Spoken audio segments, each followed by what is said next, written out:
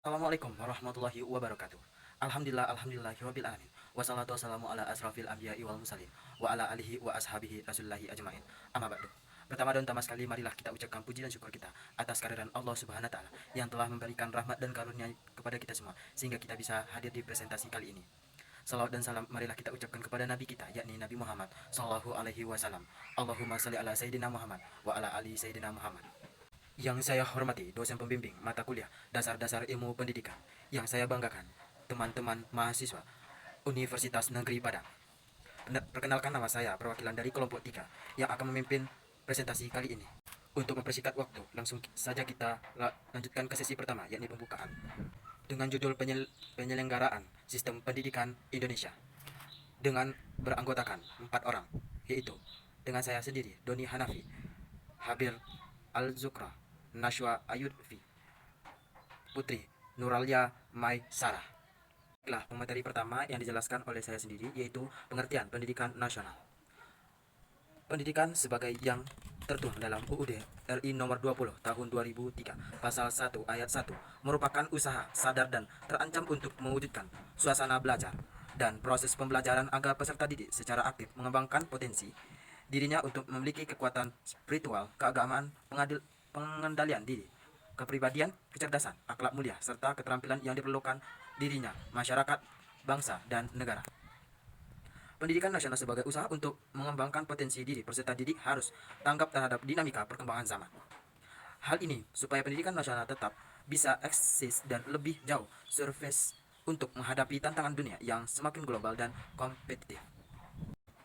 Pemateri selanjutnya saya sendiri lagi. Materi selanjutnya yaitu pengertian sistem pendidikan nasional. Berdasarkan UUD nomor 20 tahun 2003, pasal 1 ayat 3, sistem pendidikan nasional adalah keseluruhan komponen pendidikan yang saling terkait secara kepada untuk mencapai tujuan pendidikan nasional. Menurut Abdul Qadir Dik Sidiknas, dirumuskan dengan misi utama dapat memberikan pendidikan dasar bagi setiap warga negara Republik Indonesia. Hal ini bertujuan untuk supaya tiap-tiap warga negara memperoleh sekurang-kurangnya pengetahuan dan kemampuan. Kemampuan dasar tersebut meliputi kemampuan membaca, menulis, dan berhitung, serta mampu menggunakan bahasa Indonesia yang diperlukan oleh setiap warga negara untuk dapat berperan serta dalam kehidupan masyarakat, bangsa, dan negara.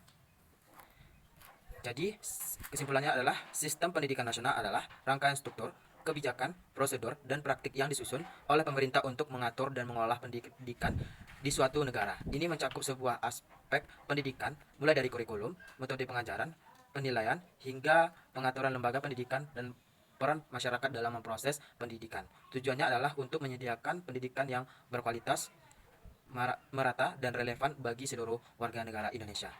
Sekian dari saya. Pemateri selanjutnya yang dilanjutkan oleh rekan saya itu Putri Nuralia Mai Sarah. 3. Jalur dan jenis jenjang pendidikan. Penyelenggaraan sistem pendidikan nasional dilaksanakan melalui lembaga-lembaga pendidikan baik dalam bentuk sekolah maupun dalam bentuk kelompok belajar atau melalui pendidikan formal, non-formal, dan informal. A. Jalur pendidikan. Penyelenggaraan Sisdiknas berdasarkan Undang-Undang RI Nomor 2 Tahun 1989 dibedakan menjadi 2, yaitu 1. Jalur pendidikan sekolah. Jalur pendidikan sekolah merupakan pendidikan yang diselenggarakan di sekolah melalui kegiatan belajar, mengajar, dan secara berjenjang dan berkesinambungan. Yang kedua, jalur pendidikan luar sekolah. Jalur pendidikan luar sekolah merupakan pendidikan yang bersifat kemasyarakatan yang dilaksanakan di luar sekolah melalui kegiatan belajar, mengajar yang tidak berjenjang dan tidak berkesinambungan. B. Jenjang pendidikan. Menurut USPN Nomor 20 Tahun 2003, jenjang pendidikan adalah tahapan pendidikan yang ditetapkan berdasarkan tingkat perkembangan peserta didik. Tujuan yang akan dicapai dan kemampuan yang dikembangkan dalam Sisdiknas terdapat 3 jenjang pendidikan. Yang pertama, jenjang pendidikan dasar. Pendidikan dasar diselenggarakan untuk memberi bekal dasar yang diperlukan untuk hidup dalam masyarakat. Yang kedua, jenjang pendidikan menengah. Berdasarkan USPN Nomor 20 Tahun 2003 Pasal 18, pendidikan menengah merupakan lanjutan pendidikan dasar. Yang ketiga, jenjang pendidikan tinggi. Berdasarkan USPN, pendidikan tinggi merupakan jenjang pendidikan setelah pendidikan menengah. 4. Standar pendidikan nasional. Standar nasional pendidikan atau SNP merupakan kriteria minimal tentang berbagai aspek yang relevan dan dalam pelaksanaan sistem pendidikan nasional dan harus dipenuhi oleh penyelenggara pendidikan atau satuan pendidikan di seluruh wilayah hukum negara kesatuan Republik Indonesia. Fungsi dari standar pendidikan nasional sebagai dasar dalam perencanaan, pelaksanaan, dan pengawasan pendidikan untuk maksud mewujudkan pendidikan yang berkualitas.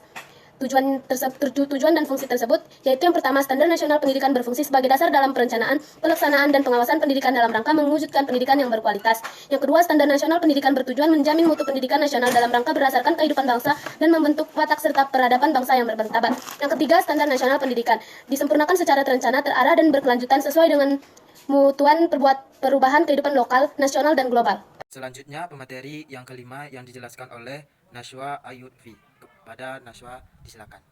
Baiklah, terima kasih kepada moderator yang telah memberikan kesempatan kepada saya untuk menjelaskan materi selanjutnya, yaitu mengenai dasar, fungsi, tujuan, dan prinsip pendidikan nasional. Yang pertama, dasar pendidikan nasional. Dasar pendidikan nasional di negara Indonesia secara yuridis formal telah dirumuskan sebagai berikut. Yang pertama, Undang-Undang tentang Pendidikan dan Pengajaran Nomor 4 Tahun 1950, Nomor 2 Tahun 1945, Bab 3 Pasal 4 yang berbunyi, pendidikan dan pengajaran berdasarkan atas asas-asas yang termaktub dalam Pancasila, Undang-Undang Dasar Republik Indonesia, dan Kebudayaan Bangsa Indonesia.